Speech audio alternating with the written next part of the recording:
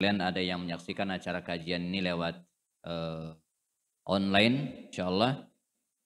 Dan ini baru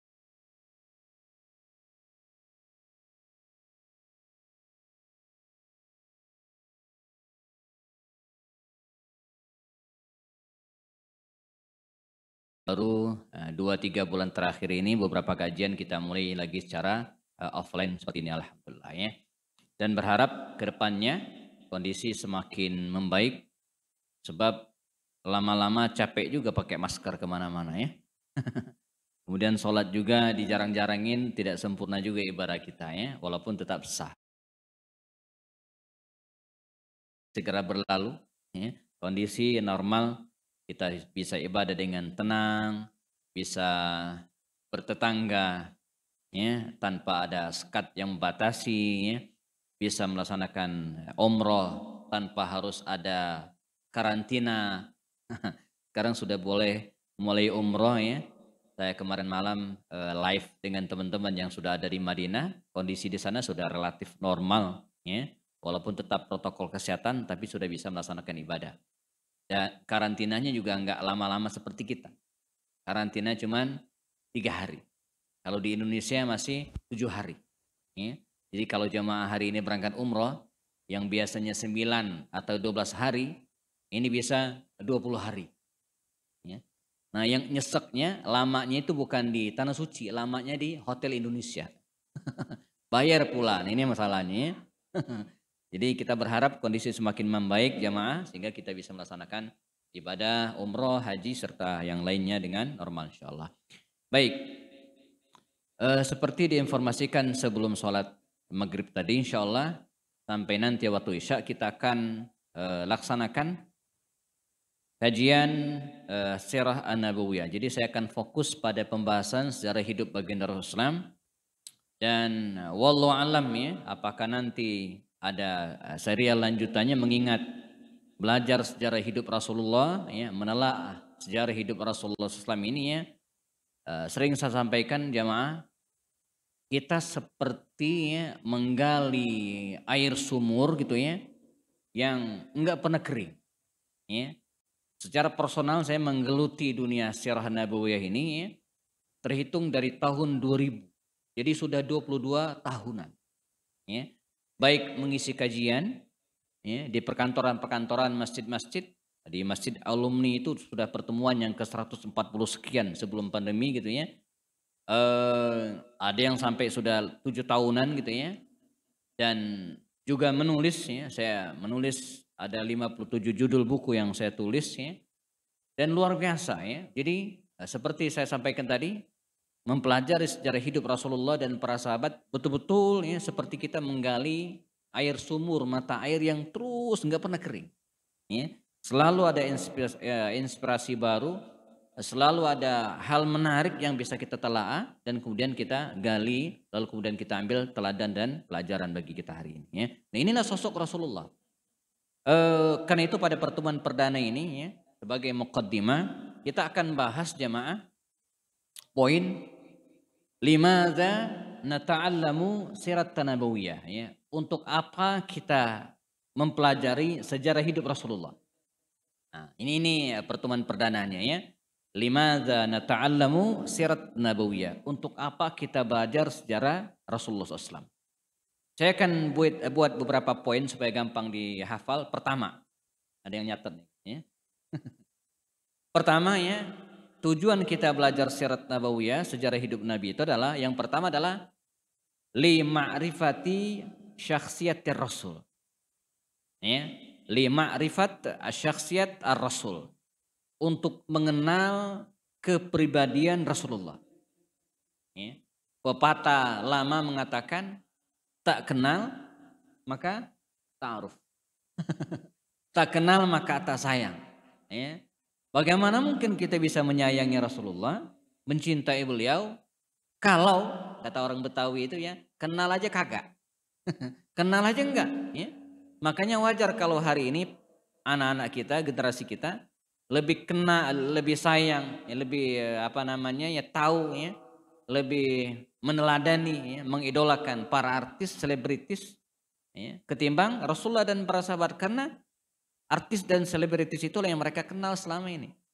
Sharing pengalaman jamaah di tahun 2005-an, saya pernah diundang oleh sebuah komunitas anak-anak muda ya, lembaga training ILNA, ya, Ilman Nafi'ah Training, untuk mengisi sebuah daurah ya di daerah Puncak, di daerah Megamendung ya, ada sebuah villa di situ. Saya diminta untuk mengisi acara itu dengan tema Ma'rifat Rasul, mengenal Rasulullah.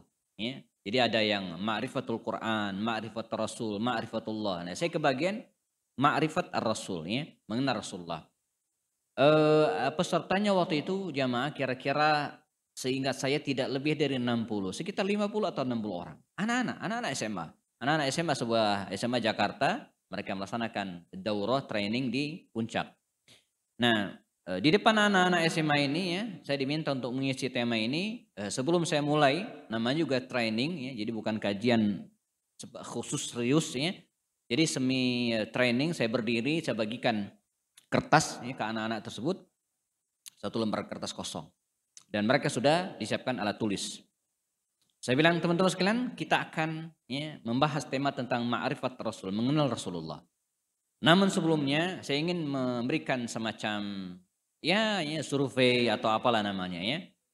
Saya waktu itu janjikan hadiah, ada beberapa buku saya siapkan ya. Saya bilang, teman-teman sekalian, anak-anak, tulis nama-nama artis, nama-nama selebritis, ya, aktor yang Anda kenal, sebanyak mungkin. Waktu 5 menit. Ya. Jadi saya ingat waktu itu jamaah mereka dengan khusyuk nulis terus, ya. Sampai berlalu 5 menit selesai. Sekarang hitung berapa nama artis, berapa nama selebritis yang Anda tulis. Yang bisa menulis paling banyak, saya kasih hadiah. Dan luar biasa. Dalam waktu 5 menit itu ada di antara mereka yang bisa menulis 60 nama artis. Sarul Gunawan, Dewi Persik, siapa lagi itu? Saya nggak hafal. 60 nama artis, artinya apa? 1 menit lebih dari 10 Pak. Kan 5 menit. Kalau 1 menit 10 orang berarti 50 orang, ini 60. Jadi 1 menit 60 detik itu dia bisa menulis lebih dari 10 nama. Hafal betul-betul tanpa harus mikir. Nah sekarang saya bilang, teman-teman sekalian, sekarang lembarannya dibalik. Kalau tadi mereka menulis di sini, sekarang dibalik. Lembarannya kosong di belakangnya. Waktu 6 menit, lebih banyak. Tulis nama-nama sahabat Rasulullah yang Anda kenal. Sebutkan, tulis 6 menit. Dan mereka mulai menulis. Pada hitungan menit pertama, kedua, masih banyak yang khusyuk menulis. Pada menit ketiga sudah mulai banyak yang bengong Pak. Menit keempat lebih banyak lagi yang udah pulpennya udah diputer-puter gitu ya. Bingung menulis apa lagi. Dan terakhir pada 6 menit close saya bilang, cukup. Sekarang hitung. Ternyata yang di antara mereka paling banyak rekornya itu 15 nama. 15 nama sahabat Rasulullah SAW. Itu belum saya koreksi. Ketika saya koreksi, yang benar cuma 8. Karena di antara yang 15 itu ada yang nulis Umar bin Abdul Aziz. Imam Syafi'i. Itu bukan sahabat Nabi. Sahabat Nabi itu kriterianya 3. Laqiya Rasulullah, ketemu Rasulullah. Jadi di sini jangan ada yang ngaku sahabat Nabi ya. Saya ketemu Ustaz lewat mimpi, ya nggak bisa. Mesti ketemu hayyan ya, betul-betul hidup gitu ya. Laqiya ar-Rasul, kata Imam Ibnu Hajar al-Asqalani dalam kitab Al-Isobahnya, laqiya ar-Rasul, ketemu Rasulullah, bertemu langsung. Yang kedua, aslama, masuk Islam.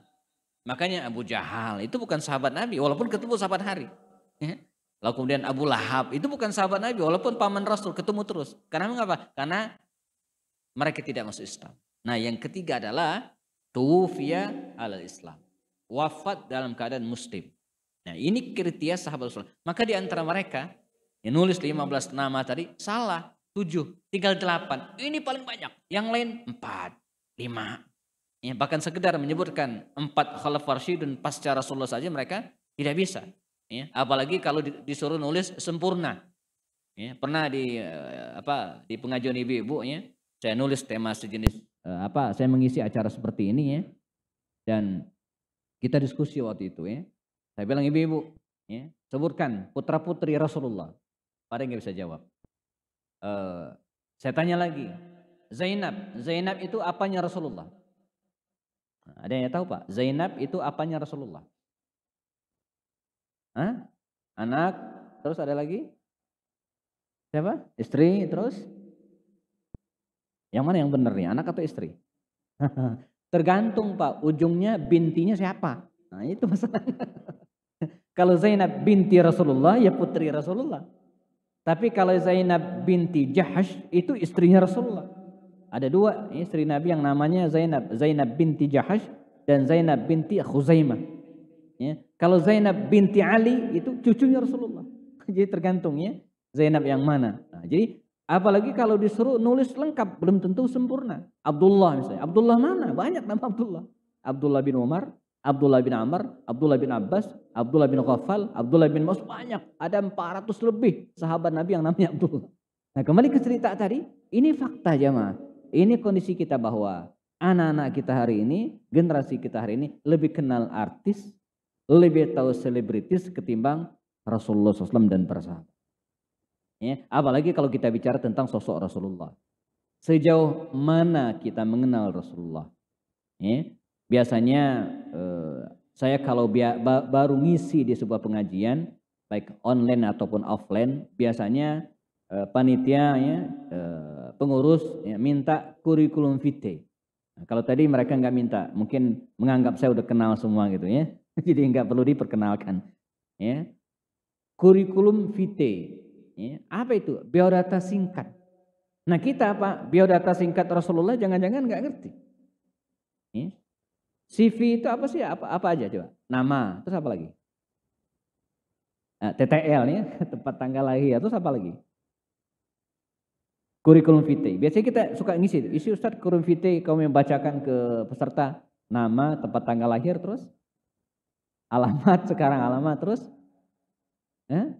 pengalaman ya. Nah, mungkin ada juga yang minta nama orang tua. Nah, coba kita kurikulum vitae Rasulullah. Nama beliau adalah Muhammad sallallahu alaihi wasallam. TTL sekarang. Tempat tanggal lahir. Tempat di mana Nabi kita lahir? Mekah atau Madinah? Benar Mekah? Nah, yang pernah umrah atau haji, niscaya pernah mengunjungi makam Rasulullah. Makam Rasulullah itu Pak ya di masjid atau di samping Masjid Nabawi di Madinah. Ya, jadi Nabi itu makamnya di Madinah. Jadi Nabi lahir di di Madinah, di Mekah Pak ya.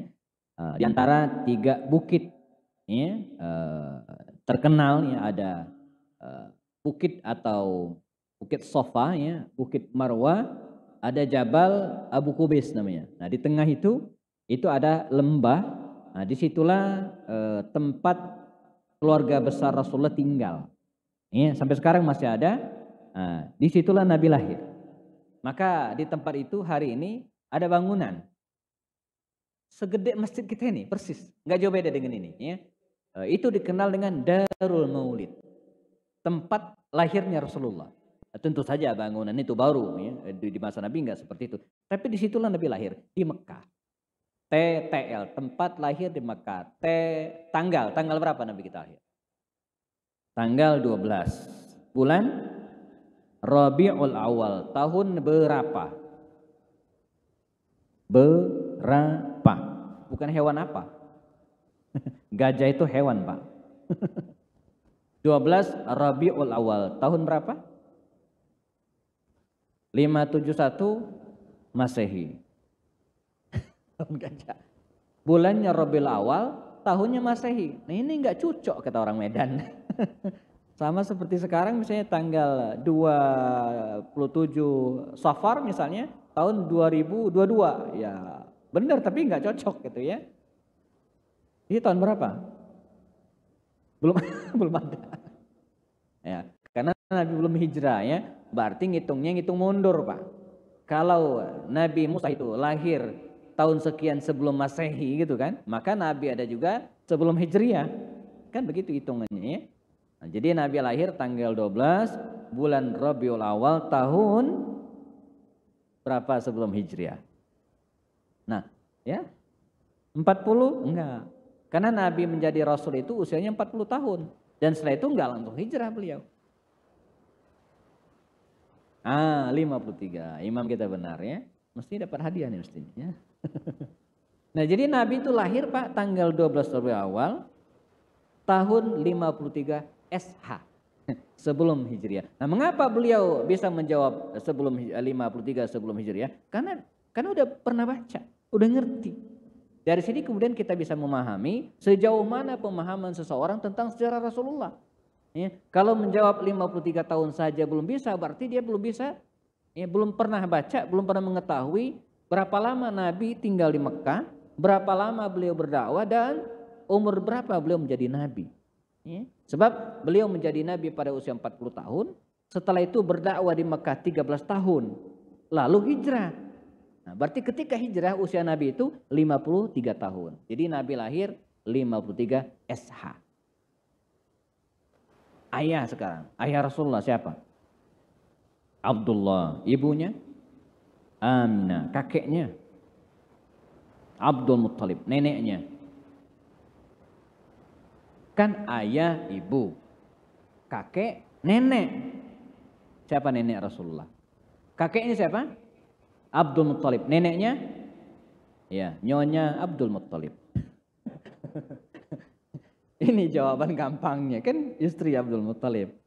Ya, dalam sirah Ibnu Hisham itu disebutkan ya, nama nenek Rasulullah, ibunya Abdullah itu adalah Fatimah binti Amr. Ya, Fatimah binti Amr. Ya.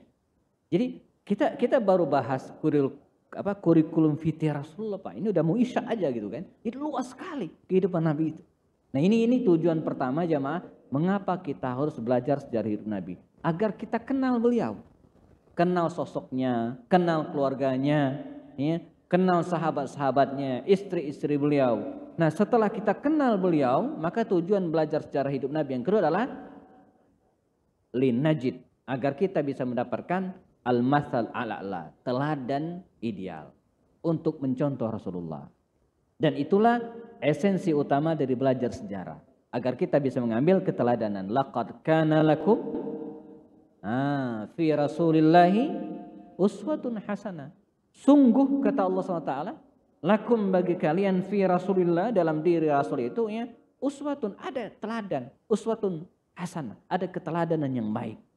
Jadi sosok baginda Rasul itu bukan hanya memberikan keteladanan kepada kita bagaimana sholat yang benar, tapi juga bagaimana berbisnis yang benar, bagaimana ya, bermuamalah dengan non-muslim, ya, batasan-batasan yang boleh kan tidak, bagaimana memimpin sebuah negara gitu kan, luar biasa jamaah. Nabi kita itu usianya pendek, usia Rasul itu pendek. Ada yang tahu berapa usia Nabi ketika wafat? Berapa? Iya, 63 tahun 4 hari. Demikian kata Safi Rahman Al-Mubarakfuri dalam kitab Ar-Rahiqul Makhtumnya. 63 tahun 4 hari. Pendek sekali Pak. Dan begitulah usia umatnya. Nabi mengatakan a'maru ummati baina sittin wa sab'ina sana. Umur umatku antara 60 sampai 70 tahun. Ada yang sudah 60 tahun di sini? Ada? Iya, hati-hati. Ya kita semua harus siap ya. 60 sampai 70 tahun Pak. Ya, ada yang lebih dari 70 tahun, ada tapi dikit. Yang kurang dari 60 banyak. Ya, apalagi corona kemarin, Masya Allah luar biasa. Teman-teman, ada yang kita muliakan, kita hormati guru kita Ustaz Taufik Hulaimi. Itu kan usia saya. Doktor Sudan, kita baru menyerap ilmunya dikit, karena kan belum lama beliau pulang ke Indonesia. Mendahului kita. Luar biasa gitu kan, tak nyangka sama sekali gitu ya. Padahal dari aspek kehati-hatian, saya ingat banget kalau kita lihat ceramah-ceramah beliau, dari awal pandemi corona ini masuk ke Indonesia di awal Maret tahun 2020 lalu gitu kan, 2 tahun lalu, beliau sudah mengantisipasi banget, menganti-wanti banget. Kata beliau apa? Firra minal juzam, firaruka minasar. Hati-hati. Jangan sampai kena. Ya, larilah kalian dari wabah corona ini seperti lari dari singa, kata beliau kan. Betul-betul ya, dalam ceramah-ceramah. Tapi qadar Allah. Wa ma syaa fa'al. Apa yang Allah kehendaki terjadi. Jadi Nabi kita itu usianya pendek, 63 tahunan. Apalagi kalau dibandingkan dengan nabi-nabi sebelum kita. Oh, panjang-panjang itu usianya. Yang disebutkan dalam Al-Quran misalnya Nabi Nuh.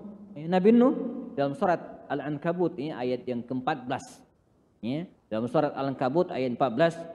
Kalau di mushaf saya sebelah kanan pojok bagian bawah. Kata Ustaz Adi Hidayat.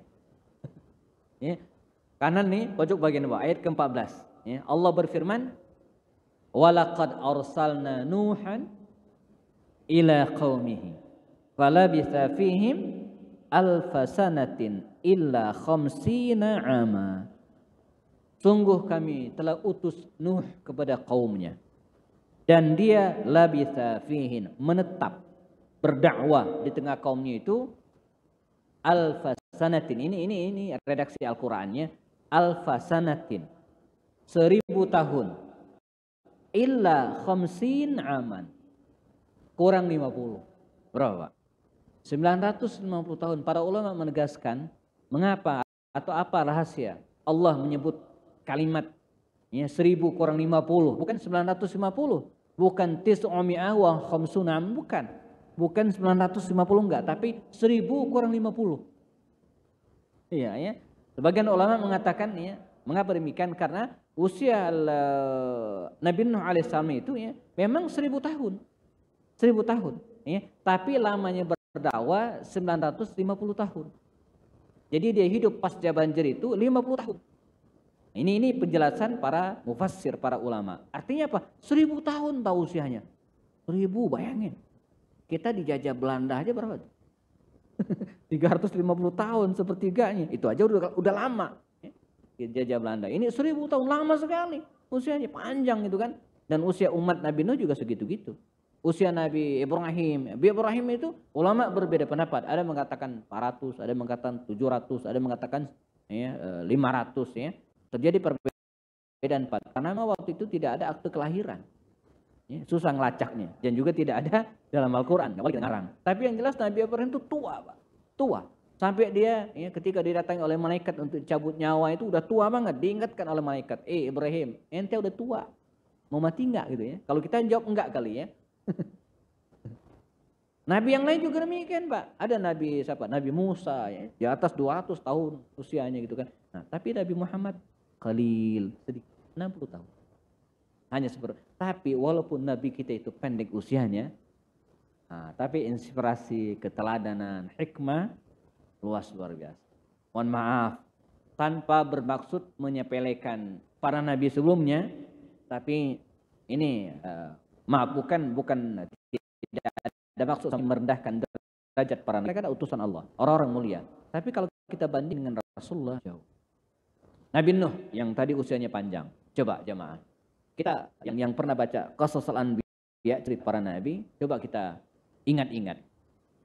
Kira-kira inspirasi dan keteladanan apa yang kita bisa ambil dari Nabi Nuh? Yang punya. Kita ingin misalnya belajar berbisnis. Enggak, riwayat cerita Nabi Nuh berbisnis. Mana memimpin misalnya pasukan perang, menjadi panglima perang, belajar dari Nabi Nuh. Nggak ada ceritanya, nggak ada. Kalau bikin kapal bisa, ya kan? Bikin kapal gede, ya, itu bisa. Nabi Nuh ahlinya gitu kan?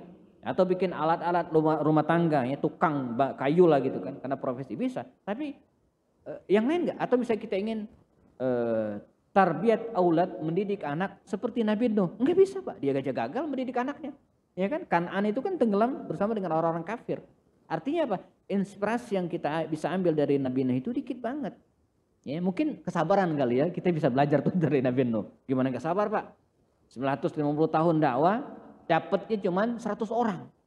Bahkan kata Imam Ibnu Katsir bukan 180 orang. 950 tahun berdakwah, dapatnya cuma sekapal. Ya kan? Umat Nabi Nuh kan cuma sekapal itu doang, yang lain kan ya, gharq, tenggelam semua gitu kan. Dan satu kapal itu maksimal 100 orang. Ada yang mengatakan bahkan 80 orang. Gimana nggak sabar? Ya. Nah, Nabi yang lain misalnya Nabi Ibrahim. Ya. Teladan apa yang bisa kita ambil dari Nabi Ibrahim? Belajar pasukan perang, menjadi seorang negarawan, ya. Belajar berbisnis, enggak ada. Ya. Mungkin kita belajar mendidik anak, keluarga, ya, mendidik sholat dan seterusnya. Tapi Rasulullah jemaah luar biasa. Kita mau nyontoh apa coba dari diri? Ada semua. Kita pengen belajar berbisnis tadi. Oh, Nabi kita ahli bisnis. Ya, beliau menggeluti dunia bisnis itu dari usia 12 tahun jemaah sampai usia 37 tahun. 25 tahun beliau menggeluti dunia wirausaha. Luar biasa. Saya pernah bikin buku judulnya Beginilah Rasulullah Berbisnis. Ya, Dr. Syafi Antonia, ya, Syafi Antonia yang punya Andalusia, ya, Tazkiyah, itu mengatakan, ya, emang ekstrim, emang dia otaknya otak bisnis, otak Cina ya. Kata beliau, Nabi kita itu, ya, enggak, dia pernah ketemu dengan orang Cina juga, tapi non Muslim. Ya, ya. Kata dia, ini kebalik. Kenapa? Kata orang Cina yang non Muslim itu, kebalik. Kenapa? Nabi Isa alaihissalam itu dalam versi Islam, versi kita, itu seorang tabib. Ya kan, dia nyembuhin penyakit, ya, ngobatin orang buta dan sebagainya. Itu dia tabib, ya, ahli pengobatan. Rasulullah itu pengusaha. Nah, sekarang kebalik katanya. Ya, orang-orang Nasrani banyak yang jadi pengusaha. Kita banyak jadi tukang ruqyah. Ngobatin orang gitu kan. Mesti yang jadi pengusaha itu kita. Umat Rasulullah gitu kan. Ini enggak, yang jadi pengusaha banyak yang Chinese yang Nasrani itu gitu kan. Pengusaha, wah, coba kalau ngomong pengusaha coba mereka gitu ya. Ini kebalik katanya kan. Nabi Isa itu dia tabib ya, tukang ngobatin orang mestinya. Yang pengusaha itu umat Rasulullah. Kata Dr. Syafi Antonia. Dan kata beliau apa? Bahkan Nabi itu lamanya beliau menjadi pengusaha itu lebih lama dari menjadi Nabi. Ini ekstrimnya ya. Sebab beliau menggeluti dunia bisnis, saya sampaikan, dari usia 12 tahun sampai 37 tahun, 25 tahun. Sementara menjadi Nabi dari usia 40 tahun tadi sampai usia 63 tahun, cuma 23 tahun. 25 tahun menggeluti dunia bisnis dan 23 tahun menggeluti dunia kenabian. Nah, kalau dalam diri Nabi Ibrahim tadi itu, kita tidak mendapatkan keteladanan bagaimana memimpin pasukan perang, menjadi panglima. Wah, Nabi kita ahlinya Pak. Ya, saya menulis serial perang di masa Nabi, ada 5 buku sudah terbit. Nanti targetnya 9, 5 sudah terbit. Perang Badar, Uhud, Khandaq, Hudaybiyah dan Khaybar. Ini udah beredar pasaran. Ya, nah yang akan terbit lagi itu Perang Mu'tah, Fathu Makkah, Hunain dan Tabuk. Nanti akan ada 9 serial perang di masa Nabi. Itu dahsyat luar biasa. Serial kemenangan Rasulullah atau kemenangan kaum muslimin dalam peperangan itu bukan sim salabim habrak kadabrak enggak. Ya, tapi selain dengan doa tentu saja dengan strategi Rasulullah. Coba kita ya pelajari bagaimana Nabi menempatkan pasukan-pasukannya dalam medan perang Badar, dalam perang Uhud walaupun sempat kalah. Perang Khandaq, ya, perang Khandaq itu jamaah 10.000 tentara sekutu, ya, sementara kaum muslimin cuma 3.000 orang. 3.000 ini bukan pasukan perang ya, tapi jumlah kaum muslimin. Tapi dengan strategi dan tentu saja pertolongan Allah mereka keluar sebagai pemenang. Nah, jadi Nabi itu seorang panglima perang, ahli strategi perang, seorang negarawan yang sukses. Ya, apalagi kalau kita mulai kembangkan keteladanan ini dari para sahabat Nabi, kita ketemu sosok Abu Bakar Siddiq, kita ketemu sosok Umar bin Khattab yang kita dambakan semua hari ini karakternya. Ya, seorang yang zuhud, seorang yang adil, seorang yang berani, ya, luar biasa ya. Nah, jadi karena itu tujuan kita belajar secara hidup Nabi. Yang kedua adalah agar kita mendapatkan keteladanan, dan keteladanan itu dari semua aspek kehidupan, mulai bisnis, bahkan mengatur keluarga. Sekarang banyak sekali parenting nabawiyah. Beberapa ustadz yang fokus bahas tentang bagaimana Nabi mendidik anak-anaknya. Ya, teori-teori Barat hari ini tentang pentingnya mendidik anak dan seterusnya itu semua sudah dikembangkan di masa Rasulullah SAW. Yang ketiga, tujuan kita belajar secara hidup Nabi ini jamaah untuk memudahkan kita ya, memahami Al-Quran dan hadis-hadis Rasul. Ya, semakin luas, ya, semakin dalam pengetahuan kita tentang Rasulullah SAW dan para sahabat serta kehidupan mereka, maka akan semakin mudah kita memahami Al-Quran dan memahami hadis-hadis Rasul. Mengapa demikian? Sebab ayat-ayat Al-Quran itu laha asbab an-nuzul. Ada latar belakang turunnya. Dan hadis-hadis Rasulullah ada asbab al-wurud. Ada latar belakang mengapa hadis itu keluar. Ya. Jadi kalau kita faham latar belakangnya, mudah kita memahami Al-Quran. Misalnya, tadi imam kita baca surat Ali Imran. Qad khalat min qablikum sunanun dan seterusnya. Kita akan lebih gampang memahami ayat ini, maknanya qad khalat min qablikum sunan. Ya. Kemudian nanti ada lanjutan ayatnya, iyamsaskum qarhun faqad massal qauma qarhum misluh. Ini kan ayat-ayat yang sekilas global. Tidak ada penyebutan peristiwa, ya, atau kemudian nama apalagi, ya. Kita mungkin agak bingung memahami gimana, Mak. Tapi kalau kita baca sejarah perang Uhud, kita akan paham bahwa ayat ini berkaitan dengan perang Uhud. Iyamsaskum qarhun faqad massal qauma qarhum misluh, kata Allah. Kalau kalian hari ini dilanda luka, kalah, maka kaum yang lain, maksudnya musuh kaum muslimin, telah dilanda kekalahan serupa. Ini apa maksudnya? Ternyata ini bicara tentang perang Uhud. Ketika kaum muslimin luka, kalah, 70 syahid, Hamzah bin Abdul Muttalib diantaranya gitu kan, kata Allah, tenang, ya, jangan baperan, biasa aja. Ya, dalam kehidupan itu ada yang disebut dengan rotasi. Ya, wa tilkal ayyamu nudawiluha bainan nas. Ada kalah, ada menang, biasa aja. Ya, walaupun kalian kalah hari ini, kata Allah Subhanahu wa taala apa? Tenang, tahun lalu ya mereka yang kalah. Jadi santai aja. Begini cara Allah memberikan motivasi kepada pasukan yang kalah itu. Wala tahinu wala tahzanu wa antumul alauna in kuntum mu'minin. Nah, jadi lebih semangat.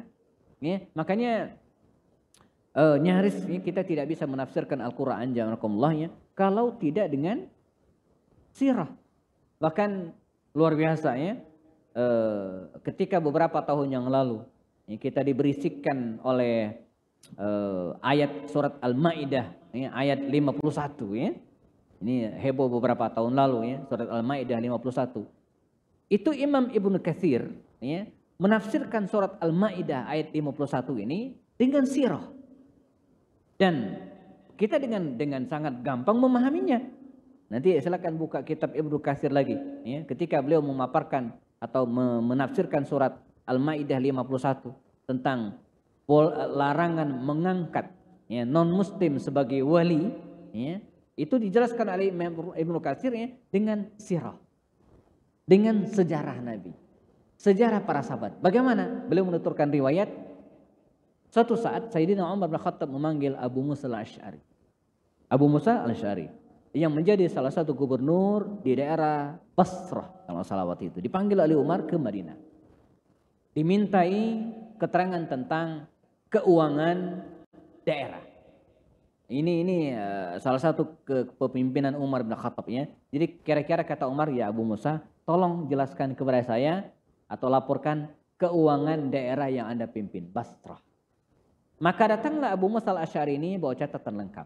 Distorkan kepada Umar bin Khattab. Baca oleh. Kata Umar, luar biasa. Detil, lengkap, jelas. Pasti bukan ente yang bikin, kata Umar ya.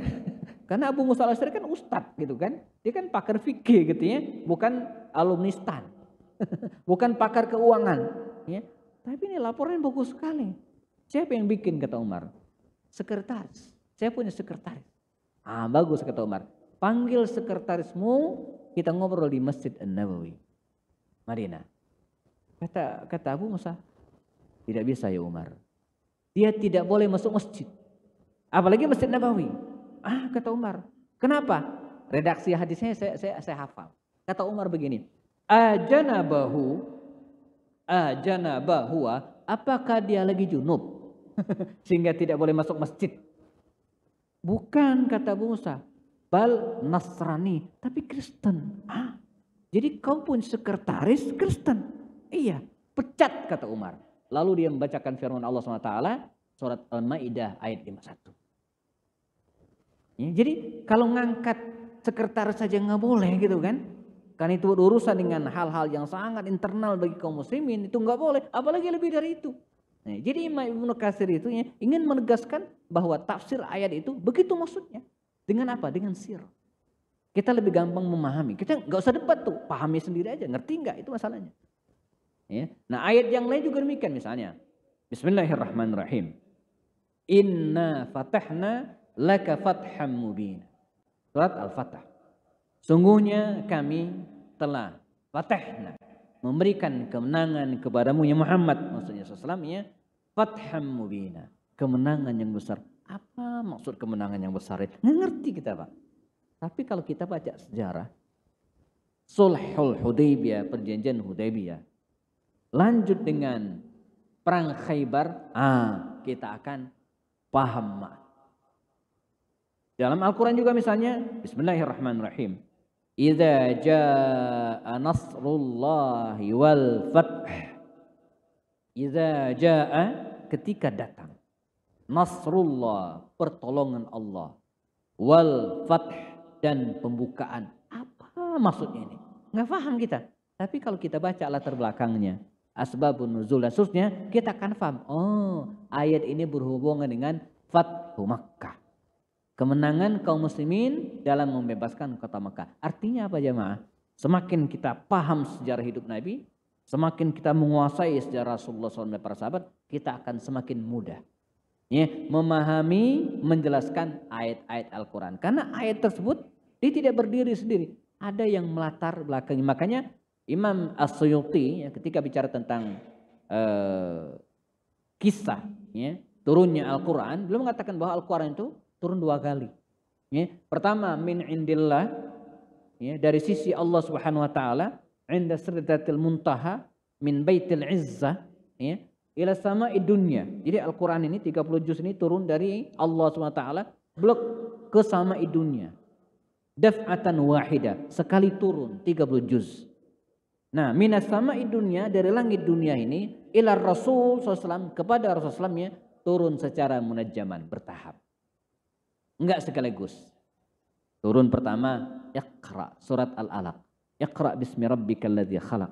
Khalaqal insana min 'alaq. Iqra wa rabbukal akram. Alladzi 'allama bil qalam. 'allamal insana ma lam ya'lam. Selesai. Itu doang turun, 5 ayat doang. Berikutnya 2 bulan kemudian turun surat Al-Muzammil. Turun surat Al-Mudaththir, terus sampai kemudian sekitar 18 hari sebelum Nabi meninggal dunia turun ayat yang terakhir. Artinya apa? Al-Quran turun kepada Rasul itu enggak sekaligus. Tentu saja di antara hikmahnya linusabbita bihi fu'adak, agar gampang dihafal oleh Nabi dan para sahabat. Coba kalau 30 juz turun, susah kita ngafalnya. Tapi kalau dicicil begitu gampang itu kan. Ngafalnya itu hikmahnya. Tapi lebih dari itu, turunnya Al-Quran dengan cara dicicil itu adalah hasbal wuqu', sesuai dengan peristiwa. Ketika orang-orang kafir Quraisy, sebagian bahkan kaum muslimin bertanya tentang apa hukum minuman keras. Karena minum khamar bagi bangsa Arab jahiliyah pada itu adalah seperti orang Indonesia ngerokok, susah diberhentiin, sudah menjadi tradisi. Sudah menjadi tradisi gitu ya. Sudah mengarat, akar banget gitu ya. Sehingga sulit dihapus. Namun Rasulullah mencegah, melarang gitu kan. Mereka terus bertanya, ya Rasulullah, sebenarnya hukum minuman keras ini apa sih? Gitu. Maka turunlah firman Allah, yas'alunaka 'anil khamri wal maisir. Ya kan? Qul fihima ismun kabirun wa manafi'u linnas. Katakanlah bahwa dalam minuman keras dan berjudi itu terdapat ismun kabirun wa manafi'u linnas. Ada mudaratnya, dosanya yang besar, tapi ada juga manfaatnya. Tidak bisa dihindari Pak, minuman keras itu ada manfaatnya gitu kan. Tetapi ismuhuma akbaru min naf'ihima. Tetapi dosanya lebih besar, mudaratnya lebih besar daripada manfaat. Mohon maaf yang masih ngerokok di sini manfaatnya banyak. Ada gitu kan. Ada teman saya wartawan dulu Pak, dia nggak bisa nulis kalau nggak ngerokok, nggak keluar idenya gitu kan. Nah, kita yang repot yang satu ruangan dengan dia gitu ya. Kita nggak ngerokok jadi ngerokok juga. Ini ngerokok pasif namanya ngerokok enggak tapi dapat racunnya gitu kan. Ada manfaatnya. Tetapi apa? Tapi mudaratnya lebih besar. Bahkan ditulis oleh yang memproduksi rokok itu sendiri di covernya itu. Merokok bisa menyebabkan bla bla bla. Ya, makanya kalau ada yang nanya ke saya, Ustadz apa hukum rokok? Saya bilang saya akan menjawab bahwa merokok itu ya lebih besar mudaratnya daripada manfaat. Ya, kalau kita jelasin haram, wah bisa berantem gitu ya. Nah, apalagi yang nanya Ustadz, wah bisa berantem. Banyak kan dia dalilnya gitu ya. Nah, jadi apa? Ayat-ayat Quran itu turun hasba al-wuqu'. Ketika orang-orang Yahudi dan sebagian kafir Quraisy bertanya tentang misalnya Ashabul Kahfi, ya, itu ceritanya unik gitu ya. Ashabul Kahfi, mereka bertanya jumlah bla bla. Maka Nabi pede banget. Kata Nabi, besok saya akan jawab. Karena biasanya siang nanya, malam turun wahyu, besok bisa dijawab. Biasanya begitu. Ya. Besoknya enggak turun wahyu. Besok lagi enggak turun. Begitu turun ya, malah Allah Subhanahu wa taala memberikan peringatan kepada Nabi. Wala taqulanna li syai'in inni fa'ilun dzalika ghada. Wala taqulanna, janganlah engkau katakan, inni fa'ilun dzalika ghadan. Saya akan melakukan ini besok. Illa ayyasha Allah, kecuali insyaallah. Nah, makanya ya, kita harus biasakan mengatakan insyaallah. Ya. Kalau diajak, diundang, berjanji, karena semua atas perkenan dan tidak perkenan Allah SWT. Jadi ini yang ketiga ini jamaah, bahwa tujuan pelajar sejarah hidup Nabi agar kita mudah memahami Al-Quran dan sunnah-sunnah Rasul. Terakhir yang keempat, untuk apa kita mempelajari sejarah hidup Rasul dan para sahabat? Agar kita yakin ya, bahwa ajaran Islam, ya, Islam ini ya, betul-betul sebuah ajaran yang bisa dipraktekkan. Bukan sebuah teks saja, bukan draft teori yang tidak pernah dipraktikkan, tapi betul-betul dipraktikkan. Ya, bahwa ajaran Islam ini adalah ajaran yang tak lekang karena panas, ya, dan tak lapuk karena hujan. Wa ma arsalnaka illa rahmatan lil alamin. Ya, Al-Qur'an Islam ini ya bukan hanya untuk orang Arab, tapi untuk semesta alam, rahmatan lil alamin. Ya, bahwa ajaran Islam ini ajaran yang salihun likulli zamanin wa makan. Ya, cocok kata orang Medan ya, saleh likulli zaman, pada setiap tempat, setiap waktu, wa makan, dan semua. Jadi Islam ini bukan hanya untuk orang Arab, bukan hanya untuk orang Sunda, bukan hanya untuk orang Amerika, enggak, tapi lil alamin, seluruhnya. Dari mana kita paham itu semua? Bahwa Islam itu pernah dipraktekkan 100% di masa Rasulullah SAW dan para sahabat. Jadi ini bukan sekedar teori, enggak. Ya, ini bukan sekedar hasil penelitian yang tidak pernah dipraktekkan, enggak. Islam itu ya adalah agama yang praktek. Nah, prakteknya itu di mana? Sirah. Jadi kalau Al-Quran itu teorinya Pak, teks-teks gitu kan, prakteknya mana? Sejarah hidup Nabi itu prakteknya. Ya, jadi ajaran Rasul Islam itu ya bukan datang dari Allah berupa kitab suci, selesai kita pelajari, enggak. Dipraktekkan di masa Rasulullah SAW. Al-Quran teks, prakteknya Rasulullah. Maka kalau kita bicara tentang definisi hadis ya, adalah ma'udhifa ilan nabi, ya, segala sesuatu yang disandarkan kepada Nabi. Makanya kita lihat, kalau kita lihat sejarah hidup Nabi, sosok Rasulullah itu ya, keteladanan kita terhadap beliau itu ada hierarkinya Pak. Ini sebagai penutup karena jelang Isya ya. Pertama, perbuatan Rasulullah ya, yang dilakukan Nabi itu bisa jadi wajib kita contoh. Wajib. Sallu kama ra'aitumuni usolli. Salatlah gimana saya salat. Enggak boleh ngarang Pak. Nabi sholat zuhur 4 rakaat, 4 rakaat. Jangan 3 rakaat, enggak boleh. Ya, 5 rakaat saking semangatnya enggak boleh. Bagaimana Nabi melaksanakan, begitu kita mengerjakan. Nabi tawaf 7 kali di Ka'bah ketika haji atau umrah 7 kali, enggak boleh kurang dari itu. Nah, yang kedua, ada yang sunnah. Ya, perilaku Nabi itu tidak wajib kita contoh, tapi sunnah banyak. Ya, apa misalnya yang sunnah? Ya, sholat sunnah, puasa sunnah, ya, itu juga sunnah. Ada yang mubah. Ya, Nabi laksanakan, kita boleh ngikut, boleh juga enggak. Ngikut boleh, enggak juga enggak. Enggak apa-apa. Apa misalnya? Masalah berpakaian. Kita mau pakai jubah, boleh. Pakai, boleh. Ya, tergantung dengan cuaca dan kondisi di mana kita berada. Ya, kita yang beriklim tropis, Mungkin berbeda dengan mereka yang tinggal di yang biasa musim dingin pakai berbeda. Tapi fungsi pakaian itu yang penting, menutup aurat.